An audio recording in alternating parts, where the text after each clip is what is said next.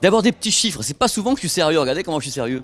Des petits chiffres, 80% des téléviseurs qui seront vendus en 2015 par Philips seront sous Android Lollipop, c'est quand même pas rien comme idée.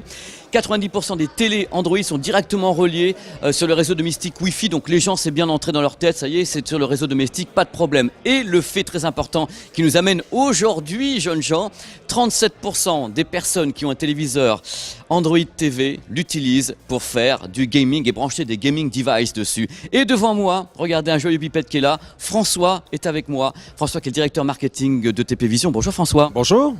Alors François, on va parler un petit peu en fin de compte parce que je vais me poser un peu comme l'avocat du diable. Je me dis voilà, moi je suis un gamer, mais moi je suis un gamer, je suis avec ma Xbox, je suis avec ma PlayStation.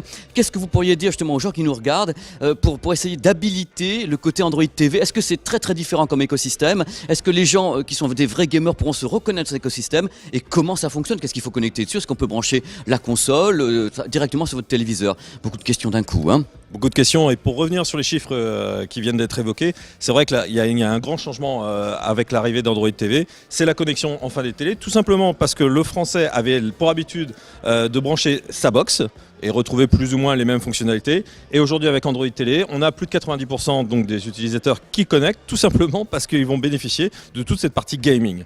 Alors cette partie gaming, on retrouve dans Android TV finalement ce que l'on a l'habitude d'avoir sur sa tablette, et ça c'est quand même un gros plus parce que finalement on peut commencer une partie dans ses transports en commun et la finir à la maison tout simplement. Et ce que l'on constate aujourd'hui, c'est tout simplement la population jeune qui est en train d'utiliser de plus en plus les tablettes Android avec des jeux que l'on connaît tous, Clash of Clans, etc. Et c'est quand même très agréable de pouvoir, en tant que parent aussi, regarder ce que font nos enfants à la maison sur le grand écran. Et ça abîme peut-être un petit peu moins les yeux aussi. Surtout que vous plébiscitez le cloud, Oui, complètement. Complètement.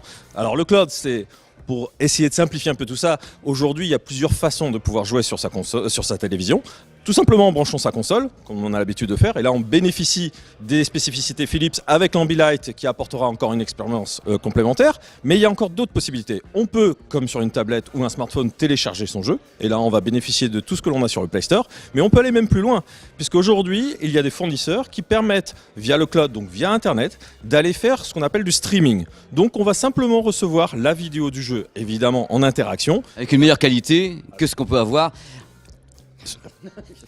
Mais non, mais tout à fait. Non, c'est vrai qu'il y a des serveurs extrêmement puissants qui vont justement nous permettre d'avoir une qualité vidéo et une qualité de jeu qui ira encore au-delà. Et on va tout simplement avoir juste besoin de brancher sa manette sur son écran, voire même la connecter en Bluetooth, donc sans fil, et ainsi profiter tout simplement du jeu dans son salon sans avoir besoin d'une console additionnelle.